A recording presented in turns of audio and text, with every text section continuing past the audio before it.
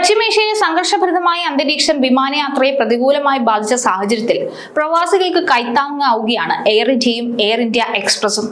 യുദ്ധസമാനമായ സാഹചര്യങ്ങൾ കാരണം പതിവ് സർവീസുകൾ തടസ്സപ്പെട്ടതോടെ ആയിരക്കണക്കിന് യാത്രക്കാരാണ് ദുരിതത്തിലായത്. ഈ പ്രതിസന്ധി മറികടക്കാൻ വിപുലമായ സജ്ജീകരണങ്ങളാണ് എയർലൈനുകൾ ഒരുക്കിയിരിക്കുന്നത്. പ്രത്യേക വിമാനങ്ങൾ അനുവദിച്ചും നിലവിലുള്ള യാത്രക്കാർക്ക് ഇളവുകൾ നൽകിയും യാത്രാക്ലേശം കുറയ്ക്കാനാണ് അധികൃതർ ശ്രമിക്കുന്നത്.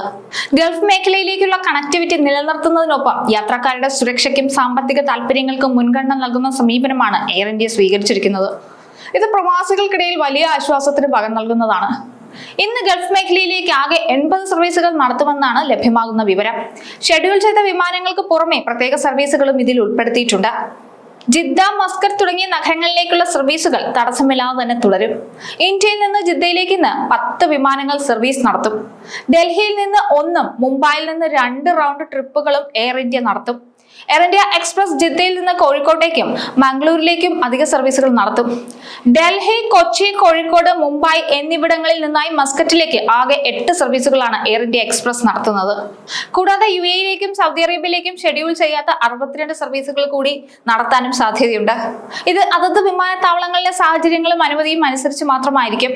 വിമാനങ്ങൾ റദ്ദാക്കപ്പെട്ടതോ തടസ്സപ്പെടുകയോ ചെയ്ത യാത്രക്കാർക്കായി എയർ ഇന്ത്യ പ്രത്യേക ആനുകൂല്യങ്ങളും പ്രഖ്യാപിച്ചിട്ടുണ്ട്. കൂടുതൽ പണം നൽകാതെ തന്നെ യാത്ര മറ്റൊരു ദിവസത്തേക്ക് മാറ്റാം. ടിക്കറ്റ് തുക പൂർണ്ണമായും തിരികെ ലഭിക്കാൻ അപേക്ഷിക്കാവുന്നതാണ്. എയർ ഇന്ത്യ വെബ്സൈറ്റ് വഴിയാണ് ഈ സേവനങ്ങൾ ലഭ്യമാവുക. UAE-യിൽ നിന്നുള്ള എയർ ഇന്ത്യ എക്സ്പ്രസ് യാത്രക്കാർക്ക് ഇന്ത്യയിലെ ഏത് നഗരത്തിലേക്കും അധിക നിരക്കില്ലാതെ ടിക്കറ്റ് മാറ്റിയെടുക്കാനും സാധിക്കും. അമേരിക്ക, യൂറോപ്പ്, ഓസ്ട്രേലിയ തുടങ്ങിയ രാജ്യങ്ങളിലേക്കുള്ള ദീർഘദൂര സർവീസുകളെ നിലവിലെ സാഹചര്യം ബാധിക്കില്ലെന്നും അവ സാധാരണ നിലയിൽ തുടരുമെന്നും എയർ ഇന്ത്യ പറയുന്നുണ്ട്. യാത്രാക്ലേശം നേരിട്ട് യാത്രക്കാരുടെ രജിസ്റ്റർ ചെയ്ത മൊബൈൽ നമ്പറുകൾ വഴി നേരിട്ട് ബന്ധപ്പെടുന്നുണ്ടെന്നും ഏറ്റവും പുതിയ വിവരങ്ങൾക്കായി കോൺടാക്ട് ഡീറ്റെയിൽസ് അപ്ഡേറ്റ് ചെയ്യണമെന്നും എയർ ഇന്ത്യ അറിയിച്ചിട്ടുണ്ട്. നമുക്കറിയാം, എപ്പോഴും ഈ വിമാനയാത്രയിൽ പ്രശ്നങ്ങൾ ഉണ്ടാകുമ്പോൾ ഏറ്റവും കൂടുതൽ ദുരിതം അനുഭവിക്കുന്ന ഒരു വിഭാഗം പ്രവാസികളാണ്. സാധാരണഗതിയിൽ സീസണുകളിലൊക്കെ ടിക്കറ്റ് നിരക്ക് വളരെയധികം കൂടുന്ന സമയത്തും പ്രവാസികൾ തന്നെയാണ് ദുരിതത്തിലാവുന്നത്.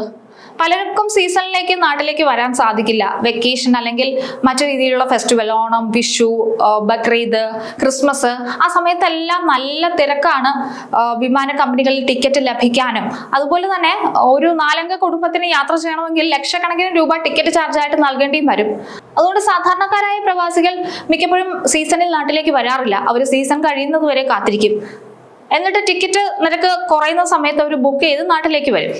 നമ്മുടെ പശ്ചിമേഷ്യയിൽ യുദ്ധം നടന്നപ്പോഴും ദുരിതത്തിലായത് പ്രവാസികൾ തന്നെയാണ്. കാര്യം പലരും പലയിടത്തായിട്ട് കുടുങ്ങിപ്പോയി. പലർക്കും ജോലി നഷ്ടപ്പെടുമോ എന്നുള്ള ആശങ്ക, വിസ കാലാവധി കഴിഞ്ഞാൽ അത് എങ്ങനെ പുതുക്കും എന്നുള്ള ആശങ്ക, അങ്ങനെ പല ഭാഗത്തായിട്ട് കുടുങ്ങിപ്പോയ ഒരുപാട് പ്രവാസികളുണ്ട്. അതിനുശേഷം ഭാഗികമായി വിമാനയാത്രകളെല്ലാം പുനരാരംഭിച്ചു. എന്തായാലും അധിക സർവീസുകൾ വിമാന കമ്പനികൾ നടത്താൻ തയ്യാറാകുന്നു എന്നുള്ളത് ഏറെ ആശ്വാസം നൽകുന്ന ഒന്നാണ്. ഒപ്പം പ്രതീക്ഷയും.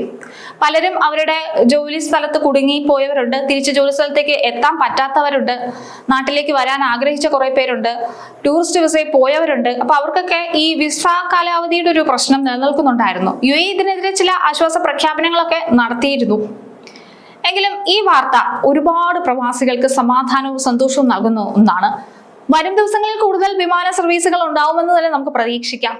കാരണം പശ്ചിമേഷ്യയിൽ സംഘർഷത്തിന് ഒരു അയവ് വന്നു കഴിഞ്ഞാൽ വിമാന കമ്പനികളെല്ലാം പഴയ രീതിയിലേക്ക് സർവീസുകൾ നടത്താൻ തന്നെയാണ് സാധ്യതയുള്ളത്.